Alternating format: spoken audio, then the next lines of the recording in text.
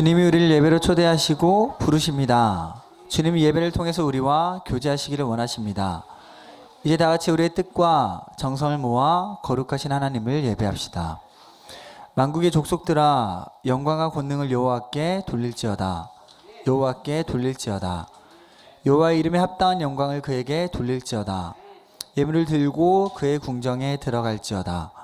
아름답고 거룩한 것으로 여호와께 예배할지어다. 온 땅이여 그 앞에서 떨지어다. 하나님이 영이시니 예배하는 자가 영과 진리로 예배할지니라. 아멘.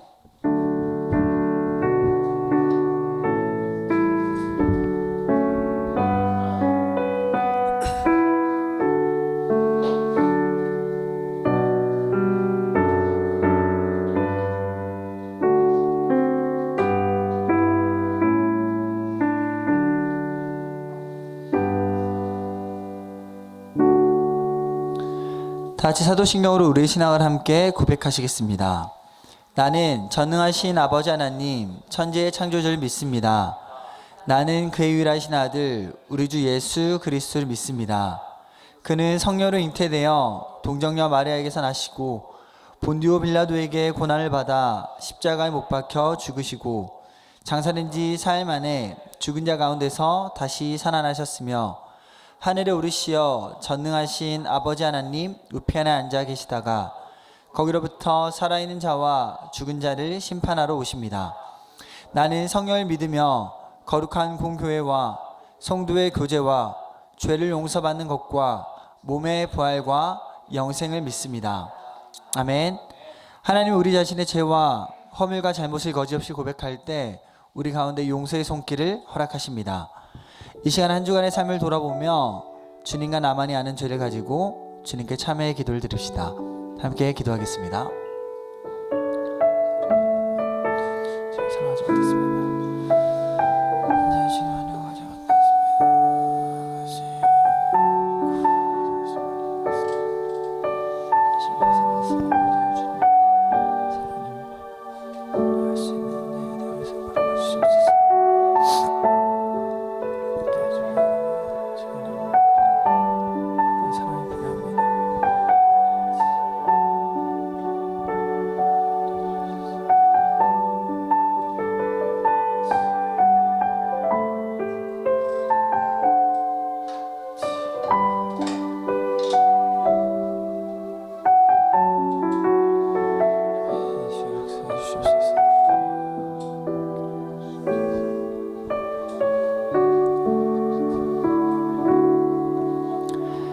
지극히 존귀하며 영원히 거하시며 거룩하다 이름하는 이가 이와 같이 말씀하시되 내가 높고 거룩한 곳에 있으며 또한 통회하고 마음이 겸손한 자와 함께 있나니 이는 겸손한 자의 영을 소생시키며 통회하는 자의 마음을 소생시키려 함이라.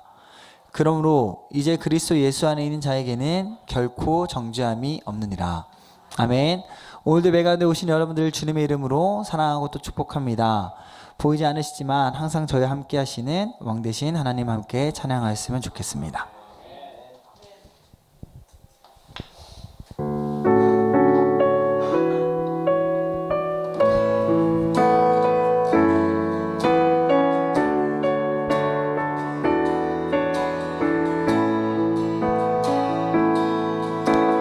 예수 우리 왕이여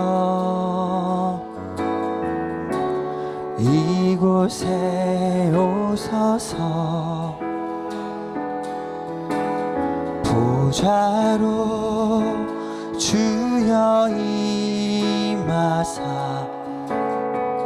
찬양을 받아 주소서 주님을 찬양하오니 주님을 경배하오니 왕이신 예수여 오셔서 좌정하사 다스리소서. 한 번 더 예수 우리 왕 예수 우리 왕이여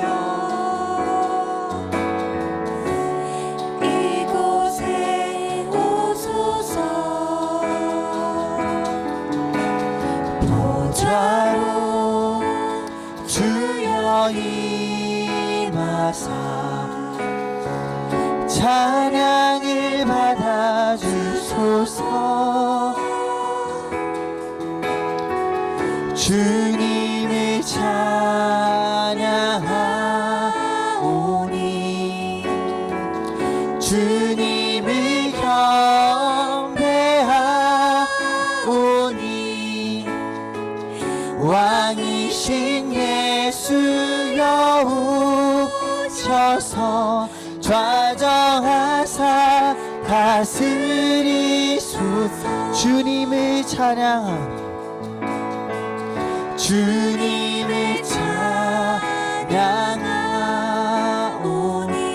주를 경배하오니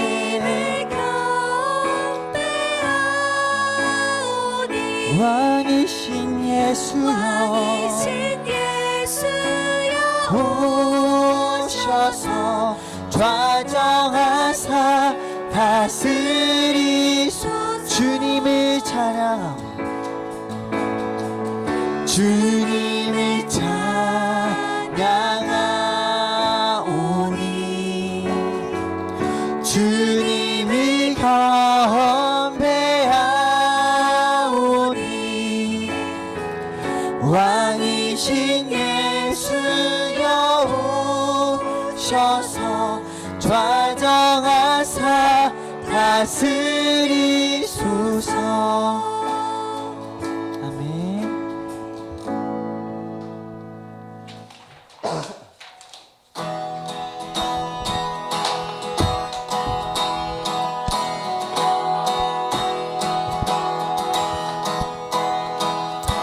내 맘의 눈을 여소서. 내 맘의 눈을 열어 주 보게 하소서. 주 보게 하소서. 내 맘의 눈을 여소서. 내 맘의 눈을 열어 주 보게 하소서. 주 보게 하소서. 우리 한 번 더 내 맘의 눈을 열어.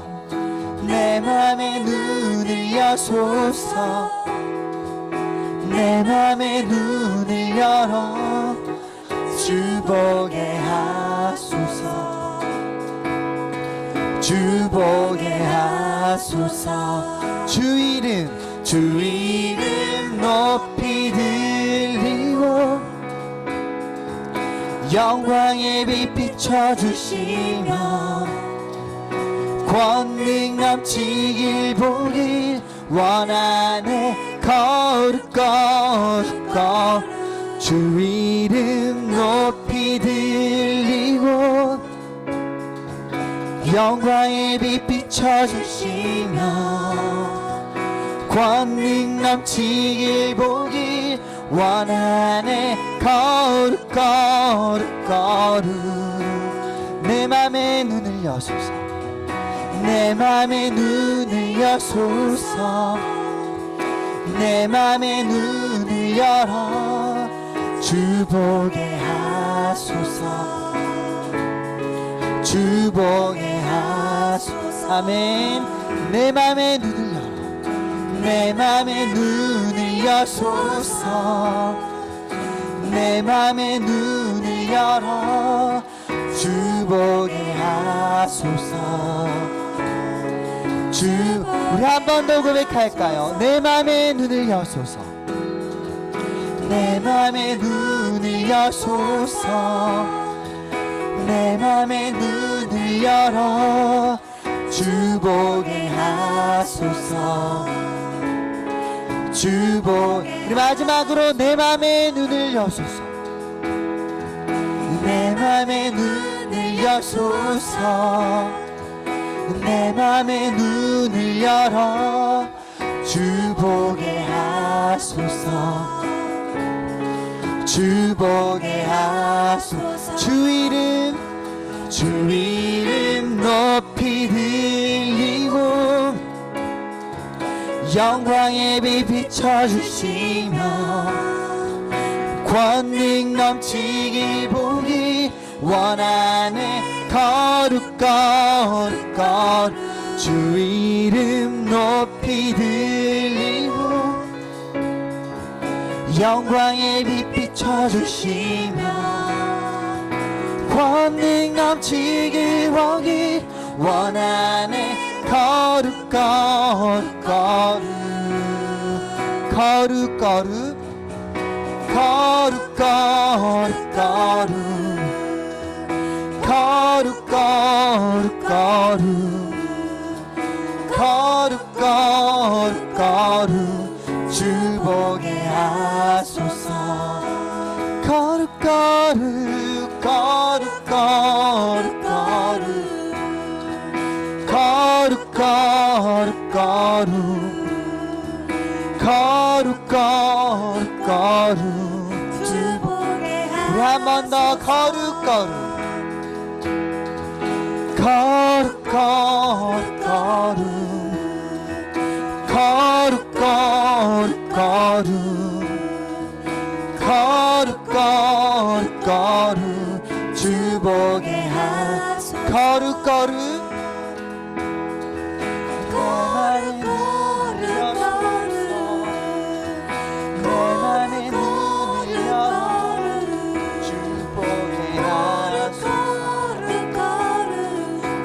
보게 하소서. 아멘.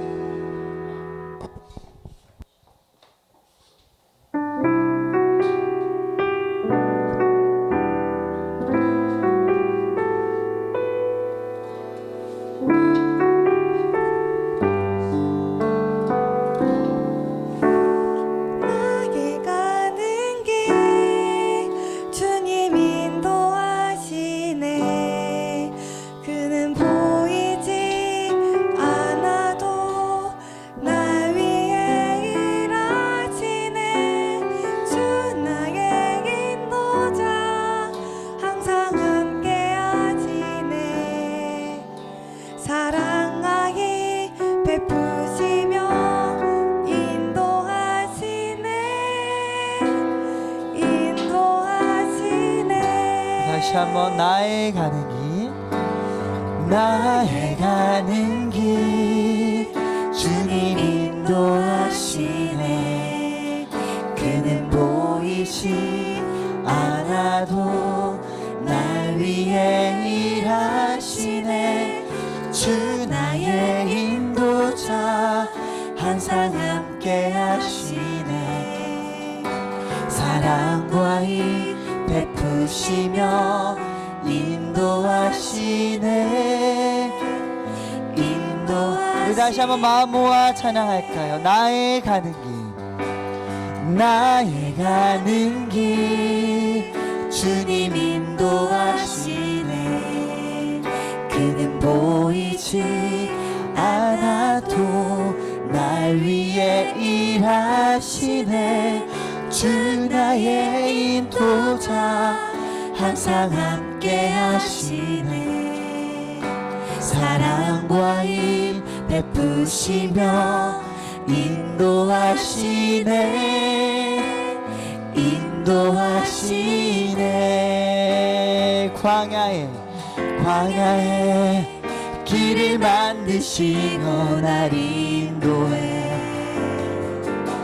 사막에 가 만드신 것 보라. 하늘과 땅 변해도 주의 말씀 영원히 내 삶 속에 새 일을 행하리. 나의 가는 길 주님 인도하시네. 그는 보이지 않아도 날 위해 일하시네. 주 나의 인도자 항상 함께 하시네. 사랑과 이 베푸시며 인도하시네. 인도하시네. 인도하시네 인도하시네 마지막으로 인도하시네 인도하시네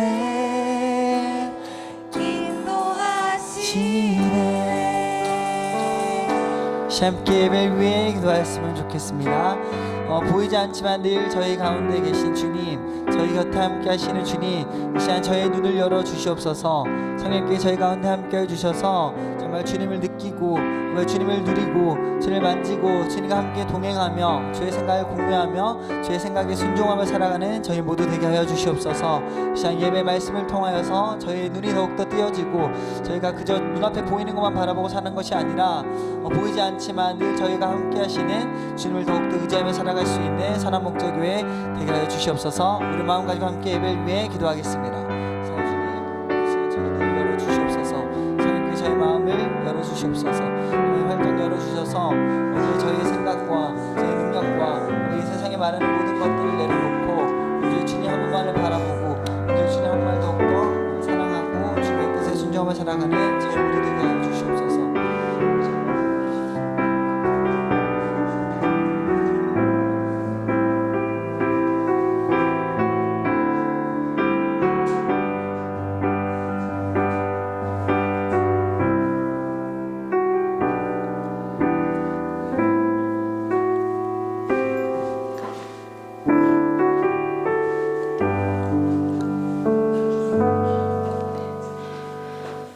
긍휼이 풍성하신 은혜의 하나님 아버지, 고난주일 선한 목자교회 온 세대가 함께 주님의 십자가를 묵상하며 예배하게 하심을 감사합니다. 우리의 죄를 대신하여 고난의 길을 걸으신 예수님의 사랑을 기억하며 그 은혜 앞에 머리 숙여 경배드립니다. 채찍에 맞으시고 조롱을 당하시며 결국 십자가에 달려 죽기까지 우리를 사랑하신 주님의 희생을 깊이 새깁니다. 우리가 마땅히 받아야 할 심판을 대신 감당하시고 우리를 유롭다 하기 위해 고통의 잔을 다 마신 주님의 희생 앞에 우리의 모든 교만과 무지함, 이기심과 무관심을 회개하오니 주님 긍휼히 여겨주시고 우리를 불쌍히 여겨주옵소서. 하나님, 십자가는 단지 한 주간 동안만 기억해야 할 사건이 아니라 우리가 날마다 붙들고 살아가야 할 구원의 능력임을 고백합니다. 주님의 십자가 사랑이 무익하게 되지 않도록 우리의 연약하고 불완전한 삶 구석구석까지 살피시고 변화시켜 주옵소서. 십자가의 깊은 사랑이 우리의 생각과 말과 행동을 새롭게 하고 우리의 가정과 교회, 이 나라와 민족의 중심에 살아 역사하기를 원합니다. 이 땅의 교회가 십자가 중심의 신앙을 회복하고 성도들의 삶 속에 고난의 복음이 살아 역사하게 하시고 편안함과 안락함만을 구하는 신앙이 아니라 주님의 고난에 참여하며 세상을 위한 희생과 사랑으로 나아가는 참된 제자가 되게 하여 주옵소서. 주님, 이 시간 함께 예배드리는 우리 선한 목자 교회 모든 세대 위에 주님의 은혜를 부어주시기 원합니다. 어린아이들의 순전한 믿음을 기쁘게 받아주시고 청소년과 청년들에게는 주님의 진리를 향한 열정과 삶의 방향을 주옵소서. 부모 세대에게는 자녀를 말씀으로 양육할 힘과 지혜를 주시고 어르신들에게는 평생 믿음의 경주를 잘 마무리할 수 있는 은혜를 더하여 주옵소서. 또한 지금도 여전히 고난당하는 이웃들을 기억하게 하시고 질병과 외로움, 가난과 억압 속에 있는 자들을 위해 기도하며 다가가는 교회가 되게 하옵소서. 십자가의 사랑이 말에만 그치지 않고 우리 삶을 통해 나타나는 거룩한 능력이 되게 하옵소서. 우리의 모든 성도님들의 건강을 지켜주시고 특별히 김혜경 권사님의 온전한 회복이 있게 하여 주옵소서. 김광선 전도사님과 찬양팀의 섬김을 기쁘게 받아주셔서 하나님께 영광 올리는 귀한 섬김이 되게 하여 주옵소서. 말씀을 전하시는 김성건 목사님 위에 성령의 기름 부으심을 더하시고 선포되는 복음의 메시지가 우리의 마음을 흔들고 우리의 삶을 새롭게 하게 하여 주옵소서. 모든 순서 위에 주님이 함께하여 주시고 예배의 처음부터 끝까지 오직 예수님의 십자가만이 드러나게 하옵소서. 이 모든 말씀 우리를 위해 고난받으신 예수 그리스도의 이름으로 간절히 기도드립니다. 아멘.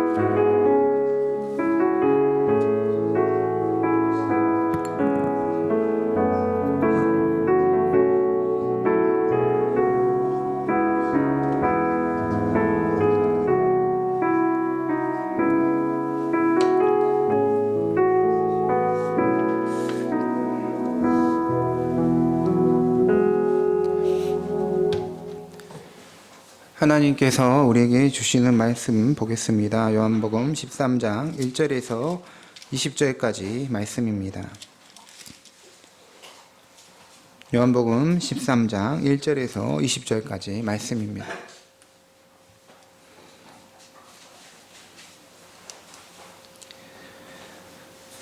유월절 전에 예수께서 자기가 세상을 떠나 아버지께로 돌아가실 때가 이른 줄 아시고 세상에 있는 자기 사람들을 사랑하시되 끝까지 사랑하시니라.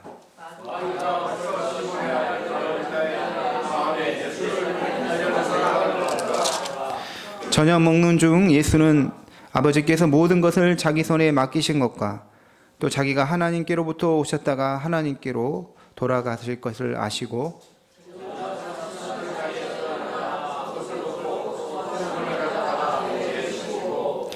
이에 대야에 물을 떠서 제자들의 발을 씻으시고 그 두르신 수건으로 닦기를 시작하여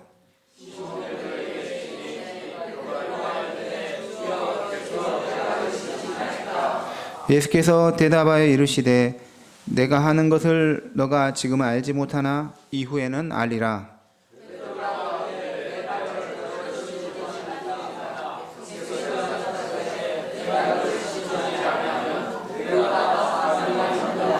시몬 베드로가 이르되 주여 내 발뿐 아니라 손과 머리도 씻어 주옵소서.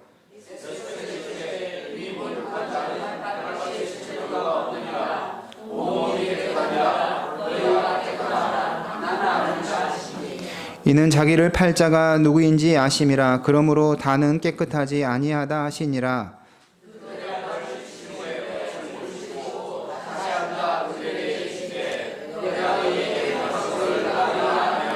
너희가 나를 선생이라 또는 주라 하니 너희 말이 옳도다. 내가 그러하다.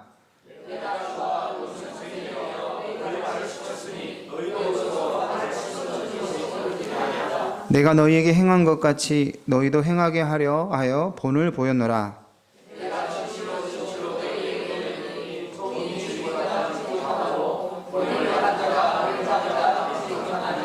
너희가 이것을 알고 행하면 복이 있으리라.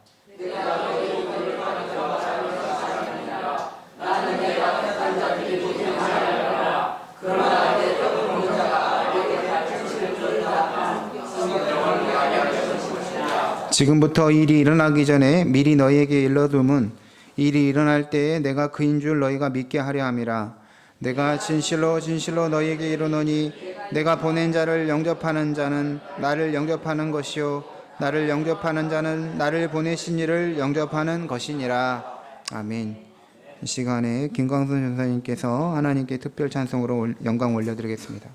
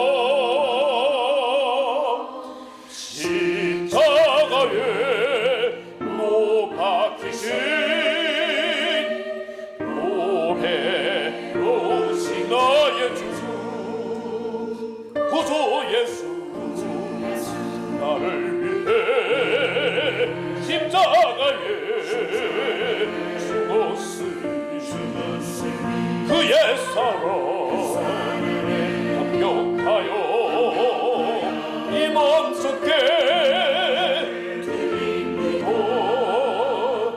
오 갈보리 오 갈보리 주 예수 나를 위하여 십자가에 못 박히신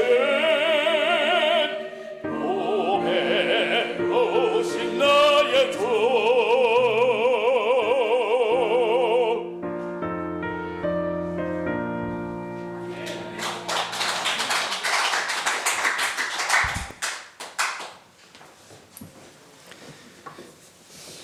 자신의 전문 분야에서 발전하고 성공하기 위해서는 좋은 스승을 만나야 합니다. 좋은 스승은 자신 안에 있는 잠재력을 끌어올려 자신의 분야의 성취를 이루게 하기 때문입니다. 스승이 없는 성장은 없습니다. 그러므로 학교에서 전공 지식을 배울 때는 물론이요, 기술이든 예술이든 음악이든 모든 분야에서 좋은 스승을 만나는 게 복이고 은혜이라고 할 수가 있습니다. 바둑의 신이라고 불리는 이창호 구단도 바둑을 천재적으로 어렸을 때부터 잘했지만 당대 최고의 세계적인 기사 조훈현이라는 분을 스승으로 두었기 때문에, 그분 밑에 들어가서 배웠기 때문에 바둑의 신이라는 이름을 받을 수가 있었던 것이죠. 좋은 스승은 제자의 삶의 방향까지도 바꿀 수 있을 정도로 굉장한 영향력을 가집니다. 스승이 아니었다면 이 길을 갈 뻔했을 텐데 그 선생님 때문에 다른 길을 선택할 정도로 제자에게 큰 영향을 끼칠 수 있습니다. 그런데 문제가 한 가지 있습니다. 사람을 스승으로 둘 때는 그분이 아무리 훌륭한 스승이라고 하더라도 인간적인 한계를 분명히 가지고 있다라는 것이죠. 스승도 사람인지라 자신이 가르치는 대로 살지 못하는 경우가 있습니다. 평소 말씀과는 전혀 다른 모순적인 행동을 할 때도 있습니다. 그렇다고 해서 그분이 스승이 아닌 것은 아닌 것이죠. 스승의 한계를 그분이 가지고 있는 것입니다. 제자들은 예수님을 어떻게 이해하고 따랐습니까? 오늘 말씀 13절을 보면 너희가 나를 선생이라 또는 주라 하니 라고 말합니다. 제자들은 예수님을 가리켜서 선생님 또는 주님이라고 부르고 따랐습니다. 예수님은 처음부터 예수님을 따르는 이들을 제자로 부르셨습니다. 누가복음 6장을 보면 예수님이 산에 가서 밤이 새도록 하나님께 기도하고 나서 제자들을 불렀다라고 기록하고 있습니다. 스승과 제자 사이에는 반드시 있어야 하는 것이 있습니다. 바로 함께 있는 거예요. 함께 있는 거. 스승과 제자는 함께 있어야 돼요. 그래야 가르칠 수 있고 배울 수가 있습니다. 제자는 스승과 함께 있는 모든 시간이 스승에게 받는 교육의 시간이 될 수가 있습니다. 만약 스승과 제자가 서로 떨어져 있고 만나지 못한다면 배움이 제공될 수가 없습니다. 이런 점에서 보면 배움이라는 것은 만남이고 관계다라고 할 수가 있습니다. 그래서 마가복음 3장 14절을 보면 이에 12를 세우셨으니 이는 자기와 함께 있게 하시고 라고 기록합니다. 제자를 선택하는 기준은 스승이신 예수님과 함께 있는 거예요. 아무나 예수님과 함께 같이 있을 수가 없어요. 제자로 부른 사람만 예수님과 함께 있을 수 있는 것입니다. 예수님은 3년 동안 제자들과 함께 계셨습니다. 함께 자고 함께 먹고 함께 사역하고 함께 있으면서 그 모든 시간을 제자들을 교육하는 시간으로 사용하셨습니다. 제자들은 예수님이라는 최고의 스승을 만나서 함께 있는 시간을 가지면서 제자로서 많은 성장을 할 수 있었습니다. 오늘 말씀 요한복음 13장 1절 우리가 읽었던 말씀입니다. 유월절 전에 예수께서 자기가 세상을 떠나 아버지께로 돌아가실 때가 이른 줄 아시고 세상에 있는 자기 사람들을 사랑하시되 끝까지 사랑하시니라. 같이 해보세요. 끝까지 사랑하시니라. 네. 예루살렘에 나귀 새끼를 타고 들어오신 예수님은 이제 자신이 세상을 떠나 아버지 하나님께로 돌아갈 때가 가까웠다는 걸 아셨어요. 오늘 저녁이면 예수님은 로마 군병에 잡혀가셔서 제자들과 헤어지고 홀로 십자가의 길을 가게 됩니다. 예수님이 죽으실 날이 바로 앞에 왔었지만 세상에 있는 자기 사람들을 끝까지 사랑하셨다는 거예요. 이게 무슨 말일까요? 자기 사람들을 사랑하시되 끝까지 사랑하셨다는 것은 다른 말로 하면 예수님은 그냥 하시던 대로 하셨던 것입니다. 죽으실 날이 이제 얼마 남지 않아서 전에는 제자들을 사랑하지 않았는데 이제 사랑한다가 아니라 전에처럼 변함없는 사랑을 제자들에게 베푸셨다라는 것이죠. 죽음을 눈앞에 둔 사람이 최후에 무엇을 하느냐가 그가 평소에 무엇을 위한 삶을 살았느냐를 보여줍니다.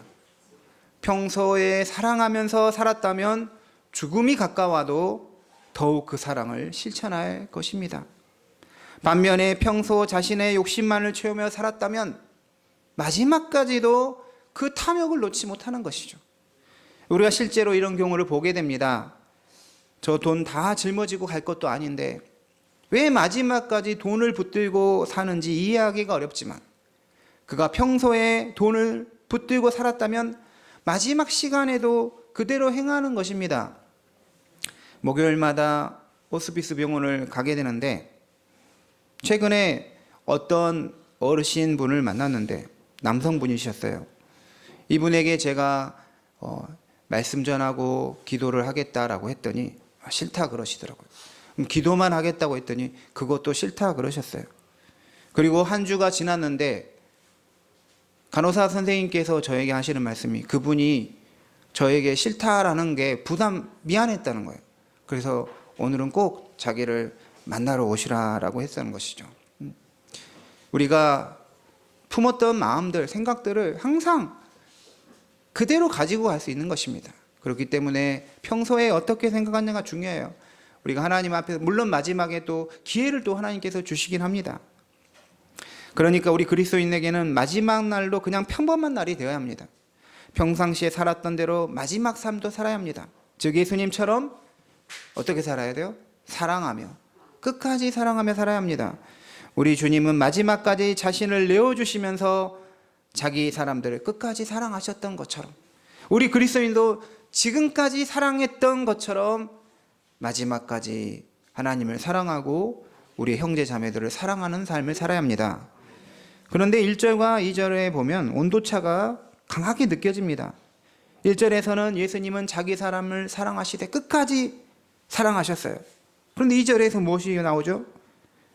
마귀가 벌써 시몬의 아들 가룟 유다의 마음에 예수를 팔려는 생각을 넣었더라 이렇게 말합니다. 지금 예수님은 제자들을 끝까지 사랑하시는데 가룟 유다는 오히려 스승이신 예수님을 팔아넘기려는 생각을 하는 것이죠. 이런 유다의 생각은 어디서 왔다는 거예요? 마귀가 유다의 마음에 예수님을 팔려는 생각을 집어넣었다라는 것이죠. 마귀에게서 비롯된다는 거예요. 그리고 실제로 어떻게 됐어요?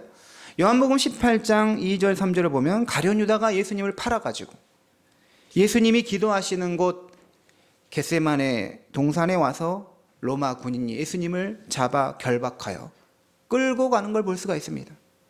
마귀가 예수님 팔려는 생각을 가룟 유다에게 집어넣었고 유다는 그것을 실제로 현실화시켰습니다. 사랑하는 성도님들, 우리는 항상 좋은 생각만 합니까?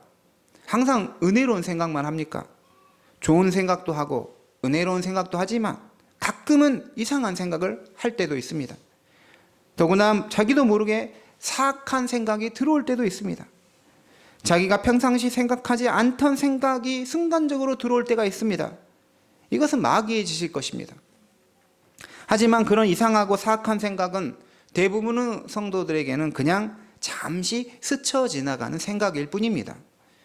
우리 그리스도인이 남의 물건이 좋게 보여서 저건 나도 가지면 좋겠다라고 순간적으로 생각이 들 때도 있지만 그것을 실제로 훔쳐서 나의 것이 되게 하는 것은 좀 다른 것이죠. 순간적으로 들어온 생각을 구체적인 현실이 되게 하는 것은 아닌 것입니다. 그런데 가룟 유다는 예수를 팔려는 생각이 마귀에게서 들어왔고 그리고 그것을 실제로 구체적인 현실로 만들어 버렸어요. 이 차이가 무엇일까요? 바로 그 사악한 생각을 일시적 생각으로 걷어내느냐 아니면 그 생각을 순간적으로 들어온 생각을 계속 가지고 품고 가지고 있느냐인 것이죠. 한번 들어온 생각을 그저 한번 들어온 생각이 되게 하느냐 아니면 내 생각의 자리를 잡고 내 생각을 지배하게 하느냐에 달려 있는 것이죠. 그러면 무엇이 가룟 유다로 하여금 그렇게 사악한 생각을 계속하게 했던 것일까요? 그가 평상시에 자주 품었던 의심과 의혹 때문이었을 것입니다.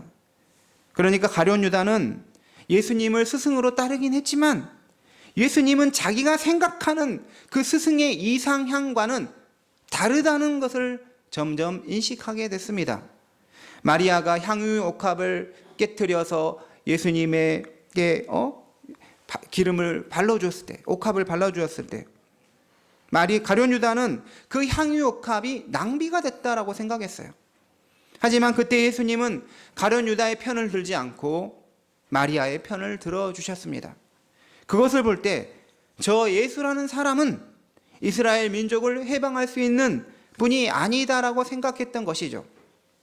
유다의 문제점은 아무 그림이 그려지지 않은 도화지의 상태에서 스승이신 예수님만을 바라보며 따르기보다는 자신의 도화지에 자기가 원하고 바라는 스승의 모습을 이미 그려놓고 예수님을 따라간 데 있었습니다. 그러면서 내가 따르는 스승도 내가 생각하는 그런 스승이 되어야 한다라고 생각을 했던 것이죠. 스승이 제일 가르치기 힘든 제자가 누구일까요? 이미 안다라고 생각하는 제자입니다. 나 잘한다고 생각하는 제자인 것이죠. 게다가 스승 자체를 규정하는 제자들은 더욱 힘듭니다. 스승은 이래야 한다라고 규정하는 사람은 스승이 제자를 가르칠 수가 없어요. 자신을 영적으로 지도하는 목회자를 따를 때도 그렇습니다. 목사님은 이래야 해. 교역자는 이래야 해. 전도사님은 이래야 해. 그런 생각이 틀린 것은 아닐 수 있지만 자기가 생각하는 목회자상의 그 목회자를 가두려는 것은 문제가 될 수 있는 것이죠. 이북에서 내려오셔서 목회하신 한경기 목사님, 영락교회를 목회하신 한경기 목사님이 계십니다. 한경기 목사님은 한국교회에서 모든 또 성도들에게 존경을 받는 귀한 목사님이십니다. 돌아가셨죠. 그런데 예전에 그 영락교회 장로님 중에는 한경기 목사님을 너무나 존경한 나머지 한경진 목사님은 진짜 목사님입니다. 공공연하게 말씀하셨습니다. 한경진 목사님 같은 분이 목사님이다라고 그런 목회자상을 가지고 다른 목사님을 대했던 것이죠. 그렇게 보면 다른 목사님은 목사님 같지가 않는 거예요. 우리 주님께서는 다양한 모습으로 사역자를 불러서 사용하시는데 어떤 모델을 정해놓고 목회자는 이래야 해 라는 것은 문제일 수 있는 것이죠. 이것은 비단 목회자만을 대상으로 하는 게 아니라 결혼할 배우자에게도 적용이 될 수가 있습니다. 남편은 이래야 한다고, 아내는 이래야 한다. 이렇게 하게 되면 결혼하고 실망할 수가 있습니다. 그냥 이상향을 없애버려야 합니다. 배우자뿐만이 아니에요. 자식은 이래야 해. 내 자식은 이럴 거야. 택도 없는 소리죠. 각자 자기대로 가는 것입니다. 이상향을 정해놓으면 모두가 힘들어질 수가 있습니다. 오히려 빨리 포기하는 게 나아요. 포기하고 주님이 만들어줄 수 있도록 주님이 만들어주시는 목회자, 주님이 만들어주는 배우자, 주님이 만들어주시는 자녀를 위해서 기도를 해야 되는 것이죠. 유다와 달리 다른 11명의 제자들은 예수님을 팔고자 하는 생각이 들어오지 않았습니다. 하지만 만약 베드로와 다른 제자들에게도 그런 생각이 들어왔다 하더라도 그것을 실제로 구체적 현실이 되게 하지는 않았을 것입니다. 왜냐하면 가룟 유다를 제외한 다른 제자들에게는 그 사악한 생각을 계속해서 키울 토양이 그들에게는 없었기 때문인 것이죠. 반면 가룟 유다는 스승은 이래야 한다, 메시아는 이래야 한다라는 구체적 상을 가지고 예수님을 보면서 결국 예수는 자기 스승이 아니다, 메시아가 아니다라는 생각을 하였고, 급기야 마귀가 넣어준 생각에 토양을 제공하면서 실제로 예수님을 팔아 넘겨버린 것입니다. 예수님은 제자들을 사랑하셨습니다. 그것도 끝까지 사랑하셨어요. 그렇다면 어떻게 사랑하셨을까요? 하나님의 말씀을 가르쳐 주시는 것으로서 사랑하셨어요. 말씀을 가르쳐 주시는 것이 최고의 사랑의 표현입니다. 하지만 그뿐 아니라 행동으로도 사랑을 보여주셨습니다. 예수님은 자신이 직접 제자들의 발을 씻기고 수건으로 발을 닦아주셨습니다. 제자들에게 주고자 하는 교훈을 행동으로 보여주신 것입니다. 예수님은 눈에 보이는 행동으로 설교를 하신 거예요. 예수님은 제자들의 발을 씻겨 주셨습니다. 사람의 신체 중 발은 드러내고 자랑하고 싶은 부분이 아닙니다. 연인들이 서로 좋아하면 손을 잡지 발을 잡고 그러진 않습니다. 손은 서로 보기도 하고 만지기도 하지만 발을 보고 막 좋아서 만지고 그러진 않아요. 현대인의 경우에는 신발이나 양말이 발을 보호해 주니까 일상생활 중에도 발이 그렇게 더러워지지 않습니다. 하지만 2000년 전 흙먼지가 사방에서 날리는 이스라엘에 양말과 신발이 지금처럼 있지 않던 시대에는 발은 몸 중에서 가장 더러운 부분인 것이죠. 스승이신 예수님은 그 더러운 제자들의 발을 직접 씻겨주시면서 눈에 보이는 교육을 시키고 싶으셨습니다. 눈으로 보이는 교육, 이것을 시청각 교육이라고 합니다. 시청각으로 설교를 하신 것이죠.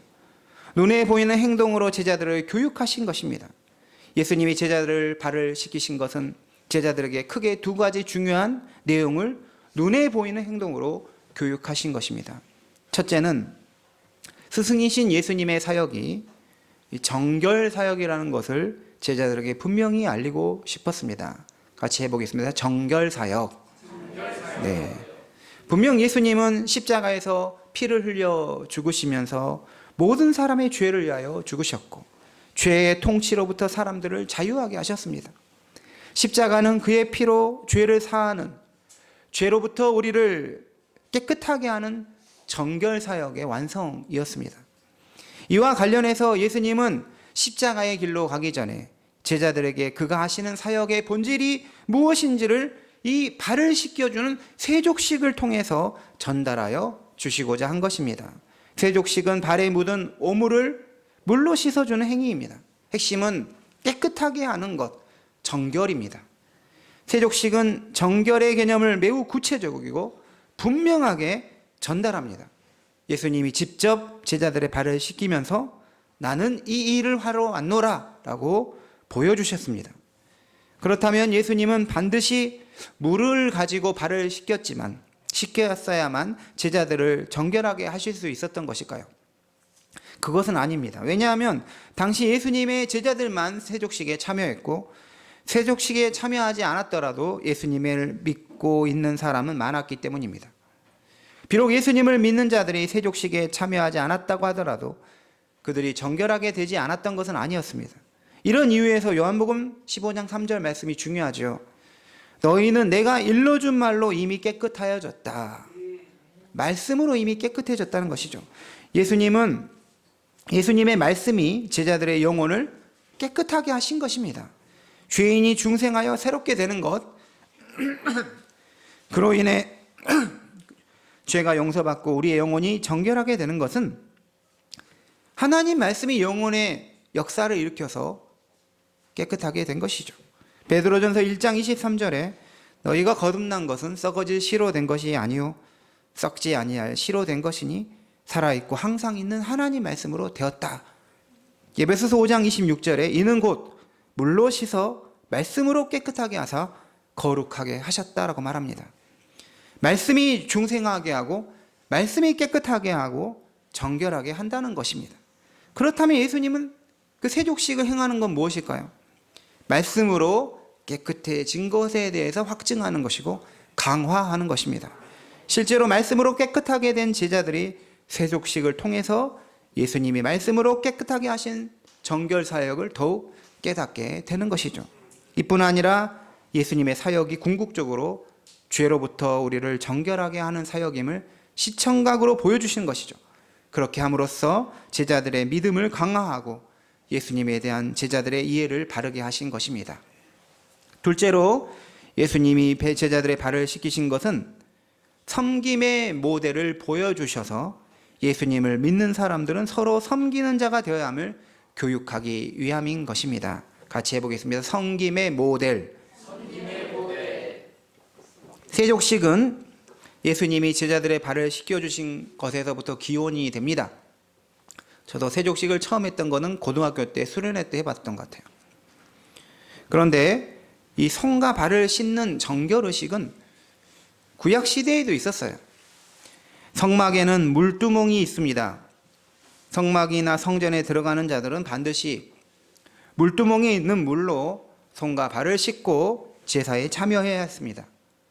그런데 구약 성경에는 자기의 손과 발을 씻는 의식은 있지만 다른 사람의 손과 발을 씻겨주는 의식은 없었어요. 그러니까 예수님은 세족식을 행하면서 자신이 온 것은 정결 사역을 위한 것일 뿐만 아니라 그 정결 사역에 참여하는 자의 자세가 어떠해야 하는지도 함께 보여주신 것입니다. 다른 사람의 발을 씻기려면 반드시 행해야 하는 자세가 있습니다. 상대방의 발을 서서 씻겨줄 수가 없어요. 그래서 반드시 앉아서 발을 씻겨야 합니다. 손을 씻겨준다면 얼마든지 서서 이렇게 씻겨줄 수 있지만 발은 그렇게 할 수가 없어요. 예수님이 살던 시대에는 자기 집에 손님이 찾아오면 물로 발을 씻겨주는 환대의 문화가 있습니다. 하지만 손님의 발을 씻겨주는 일은 집주인이 하는 일이 아니라 종들에게 맡겨진 일이었어요. 종이 주인의 손님의 발을 씻겨주는 것이죠. 즉 낮은 자가 높은 자의 발을 씻겨주었습니다.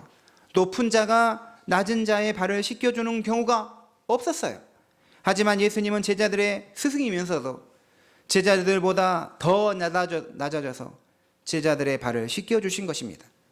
예수님이 제자들의 발을 씻겨주셨기 때문에 지금 우리들은 높은 자가 낮은 자의 발을 씻겨줄 수 있다는 생각을 할 수 있지만 만약 예수님께서 이런 모범을 보여주시지 않았다면 높은 자가 낮은 자의 발을 씻겨준다는 생각조차 못할 수가 있는 것이죠. 예수님이 이처럼 세족식을 제자들과 함께 행한 배경이 있습니다. 바로 제자들 사이에서 십자가의 길을 가야 하는 예수님 앞에서 누가 크냐, 누가 높냐라는 다툼이 있었어요. 사람이 모이는 곳에서는 서열이 생깁니다. 제자들도 사람인지라 누가 예수님과 더 친밀하냐, 누가 예수님의 신임을 더 얻었느냐의 그 문제와 함께 어떤 제자가 더 높은 위치의 제자가 될 것인가를 가지고 서로 다툼과 논쟁이 있었어요. 심지어 제자들의 어머니까지 와서 예수님에게 부탁을 했어요. 로비를 했습니다. 제 아들 좀 잘 써주십시오. 이랬어요. 바로 예수님은 스승이면서 제자들 발을 씻겨주면서 이런 논쟁을 이제 다 잠재워 버린 것이죠. 예수님이 제자들의 발을 씻기는 상징적 행동을 통해서 그가 오신 목적을 분명하게 보여주셨습니다. 예수님이 이 땅에 오신 목적은 마가복음 10장 45절 말씀처럼 인자가 온 것은 섬김을 받으려 함이 아니라 도리어 섬기려 하고 자기 목숨을 많은 사람의 대속물로 주려 함이니라. 여기 있는 것이죠.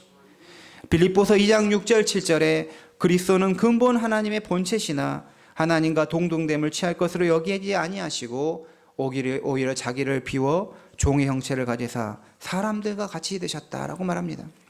예수님은 종이 되시기 위해서, 종으로서 섬기기 위해서 이 땅에 오신 것이고, 그러한 이유 때문에 하나님의 아들이시고 스승이시고 주님이시지만 제자들의 발을 씻기신 것입니다. 그리고 그 섬김의 정점에서 자기의 자신을 대속물로, 십자가의 희생물로 드리셨던 것입니다. 십자가도 최고의 섬김의 차원에 있었던 것이죠. 교육은 말로써 행해지지만 말만 가지고 되는 것은 아닙니다. 행동도 교육이 되는 것이죠. 제자들이 누가 높고 크냐 할 때 직접 수건을 가지고 제자들의 발을 씻겨주면서 예수님은 누구든지 높아지려면 낮아져서 섬기는 자가 되어야 한다는 것을 교육하신 것이죠. 직접 발을 씻겨주고 섬겨주니까 그 자체로 교육이 되는 것입니다. 우리 14절과 15절 말씀을 같이 읽도록 하겠습니다.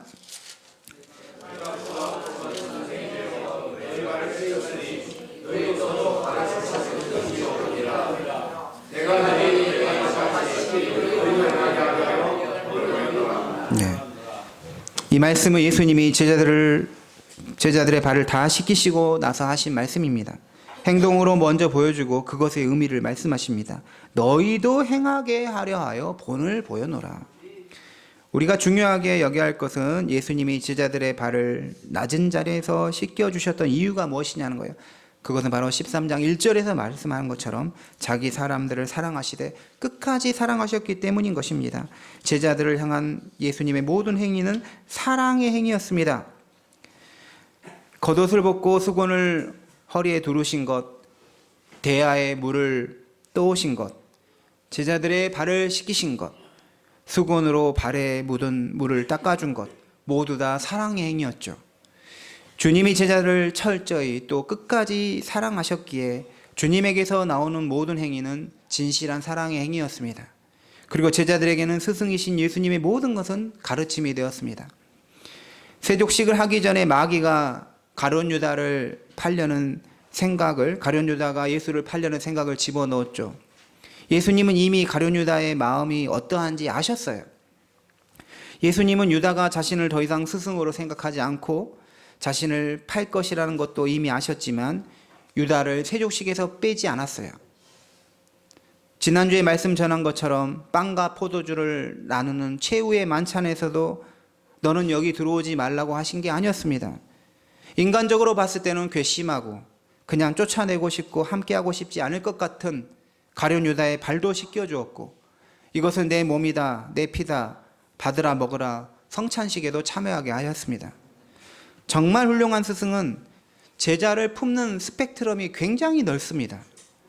자기랑 잘 맞을 것 같은 사람만 제자가 되는 게 아니라 자기를 배신할 수 있는 제자까지도 품을 수 있는 분이 진짜 스승이에요. 예수님의 품은 정말 넓고 컸습니다. 어떻게 보면 예수님은 가룟 유다에게서 배신자의 눈빛을 처음부터 봤을 수 있습니다. 하지만 제자로 삼아주신 것이죠. 너는 나를 배신할 수 있으니까 내 제자가 되어서는 안 돼. 이렇게 하시지 않았어요.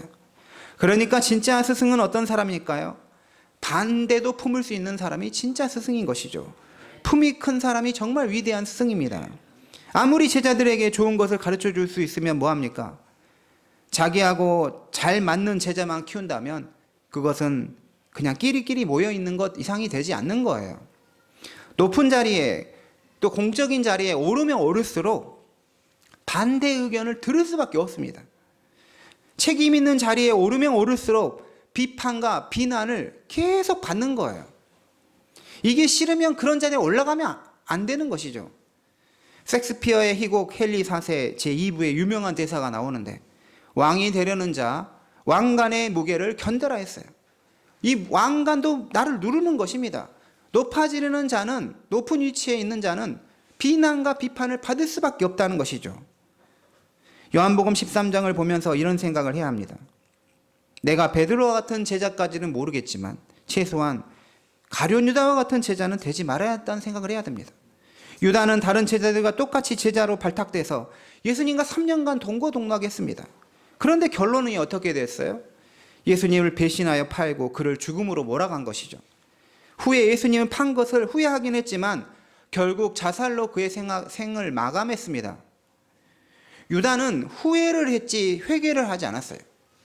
후회와 회개의 차이가 뭘까요? 후회는 자기 자신 안에서 행하는 것이고 회개는 하나님께 가져가는 것입니다. 가룟 유다는 자기 잘못을 자신 스스로 그냥 잘못이다라고 후회는 했지만, 내가 잘못했다 후회는 했지만, 하나님 제가 잘못했습니다. 저를 용서해 주십시오. 저를 불쌍히 여겨 주십시오. 회개를 한 건 아니었다는 것이죠. 하나님께 회개했으면 다시 기회가 있는 것이죠. 12제자 중 한 명이 유다였다는 사실은 교회 안에도 이런 경우가 얼마든지 있다는 사실을 보여줍니다. 똑같이 예수님 믿는 거에 참여하죠. 교회 생활 똑같이 합니다. 예배도 하고 교육도 받습니다. 그런데 결국은 예수님 떠나고 배신하는 사람도 있다는 것입니다. 예수님 믿어도 좋을 거 없다며 주님을 떠나버립니다. 그런데 유다처럼 믿음 생활 하는 사람이 없는 게 아닙니다. 유다처럼 주님 떠나는 것은 사실 신앙생활에서 가장 비극적인 것이죠. 우리는 베드로나 바울의 수준은 아니더라도 최소한 유다처럼 되지 말아야 해요. 그렇다면 어떻게 할 때 유다처럼 되지 않을까요? 예수님이 제자들을 사랑하신 것처럼 우리도 예수님 사랑하고 믿고 따라가야 합니다. 유다는 자기가 생각하는 메시아상을 예수님에게서 발견하지 못했던 것이죠. 결과적으로 내가 스승을 잘못 선택했다라고 생각했던 것입니다. 그래서 배신했습니다. 이 점에서 우리가 해야 할 일은 내가 내 삶과 내 믿음 생활을 스스로 규정해서는 안 된다는 것입니다. 주님을 사랑하면 주님께 모든 걸 맡기고 주님만 바라보고 따라가면 되는 거예요. 주님이 어떻게 하시든 주님의 처분을 따르면 되는 것이지 왜 주님 나에게 이렇게 하십니까 하고 내가 스스로 규정해서는 안 된다는 것이죠. 내 생각대로 주님이 해주시지 않았다고 주님을 배신하고 떠나서는 안 된다는 것입니다. 예수님께서 15절에서 내가 너희에게 행한 것 같이 너희도 행하게 하려 하여 본을 보였노라고 말합니다. 예수님의 행동으로 보여주신 시청각 설교는 궁극적으로 우리도 행하기 위한 것이었습니다. 우리도 서로 발을 씻겨주어야 합니다. 이것은 실제로 교회에서 세족식을 의식처럼 이벤트처럼 하라는 말씀이 아니라 물론 할 수도 있죠. 얼마든지. 하지만 우리의 마음과 자세가 서로 낮아져서 섬길 수 있어야 함을 말해주는 것입니다. 상대편 발을 씻다 보면 온갖 오물이 그의 발에 묻어 있을 수 있습니다. 발에서 아주 고약한 냄새가 날 때도 있습니다.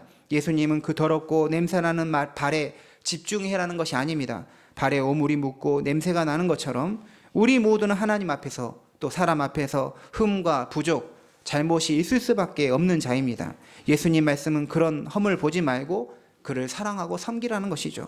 저 사람은 저래서 안 돼. 저 사람은 저게 문제야. 저 사람은 저런 것 때문에 함께 할 수 없는 사람이다고 하는 게 아니라 예수님이 우리의 허물을 정죄하지 않고 씻겨주시면서 우리 허물을 추궁하지 않고 용납하신 것처럼 내 주변 사람의 허물을 가감하게 물로 씻기며 사랑할 수 있는 예수님처럼 행동하는 제자가 되어야 한다는 것이죠. 오늘의 말씀을 마치도록 하겠습니다. 주님은 제자들을 평상시 사랑하셨어요. 그리고 마지막까지 사랑하셨습니다. 우리가 평소에 어떤 생각을 품고 사느냐가 정말 중요합니다. 평소에 우리가 소중하게 생각하는 것이 마지막 생을 다할까지 소중하게 생각하게 되기 때문인 것이죠. 예수님처럼 사랑으로 살고 사랑으로 섬기고 사랑으로서 십자가의 길을 가시는 성도님 모두 되시기 바랍니다. 기도하겠습니다. 하나님 아버지, 우리가 예수님처럼 끝까지 사랑하고 또 예수님처럼 낮은 데서 섬기는 자들이 되게 하여 주시옵소서. 예수님의 이름으로 기도드립니다. 우리 찬송가 149장 찬송하시면서 하나님께 봉헌하겠습니다.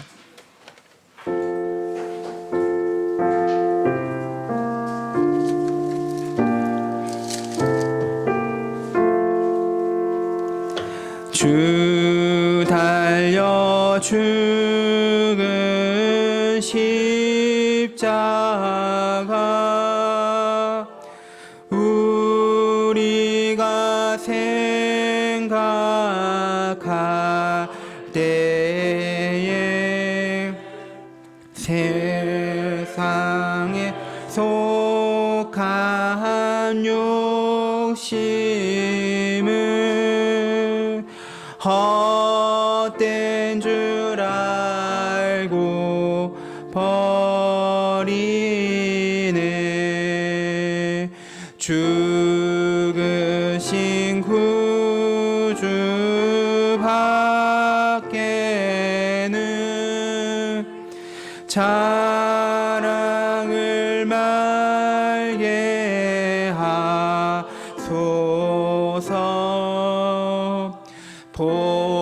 보혈의 공로 힘입어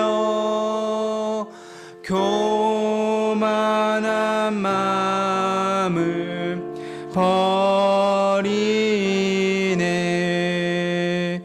못 박힌 손발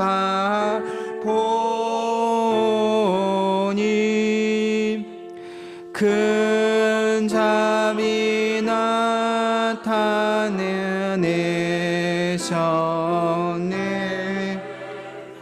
가시로 만든 멸류관 우리를 위해 쓰었네. 온 세상 만물 가져도 주님의 돈다 받겠네.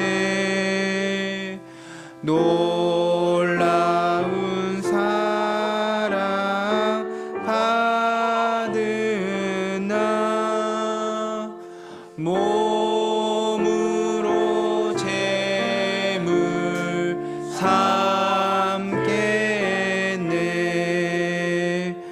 아멘.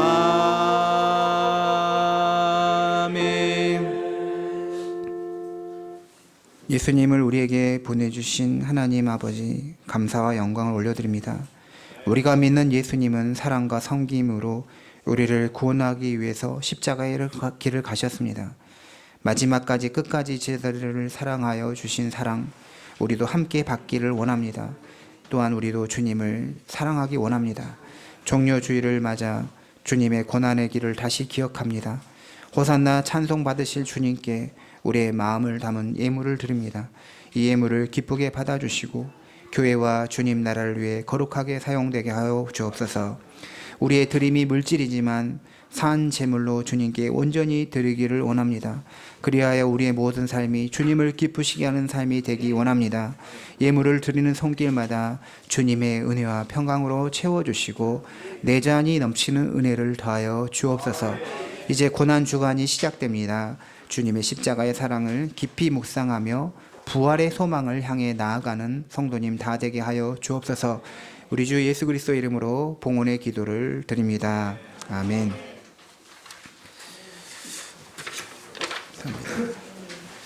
교회 소식 안내하도록 하겠습니다. 우리 옆에 분들과 먼저 인사하겠습니다. 항상 믿음의 생각을 합시다. 다른 분들과 인사하겠습니다. 주님처럼 낮은 자리에 섬깁시다. 주님처럼 낮은 자리에서 섬깁시다. 네, 우리 강동로에 4월 22일에 있습니다. 오늘은 종료주일, 고난주일, 또한 이번 한 주간은 고난주간입니다. 그리스도가 우리 구원을 위해 걸으신 순환과 죽으심을 묵상합시다. 월요일부터 금요일까지 또 가정에서 또 교회에서 기도하는 시간을 갖겠습니다. 다음 주일은 우리 부활주일로 예배를 드립니다. 우리 김혜경 권사님의 회복을 위해서 기도하겠습니다. 우리 권사님이 나왔습니다. 우리 박수로 격려하겠습니다. 감사합니다. 감사합니다. 우리 김하준 이 친구 2명을 데려왔는데요. 잠깐 이 친구 일어나 보겠습니다. 네. 일어나세요. 네, 환영하고 축복합니다. 네, 괜찮습니다. 박수 하겠습니다. 감사합니다. 네. 환영합니다. 오늘 우리 하준이 친구들 잘 오셨어요. 오늘은 특별히 피자와 스파게티를 먹는 거의 1년에 한 번인데 딱 그에 맞춰서 왔습니다. 말한 거 아니야? 다 같이 일어나셔서 파송에 찬양하겠습니다.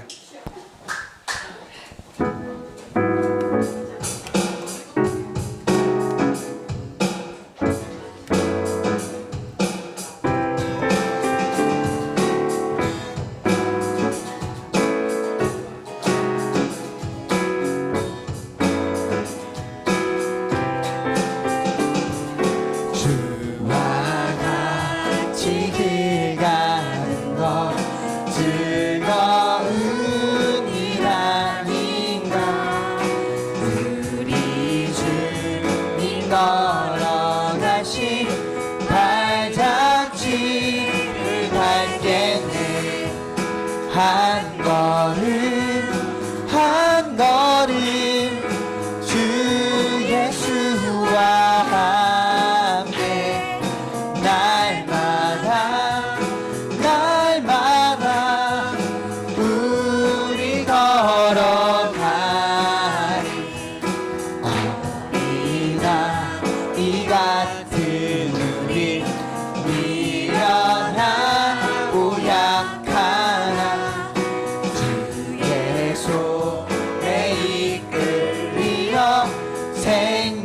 생명길로 가겠네.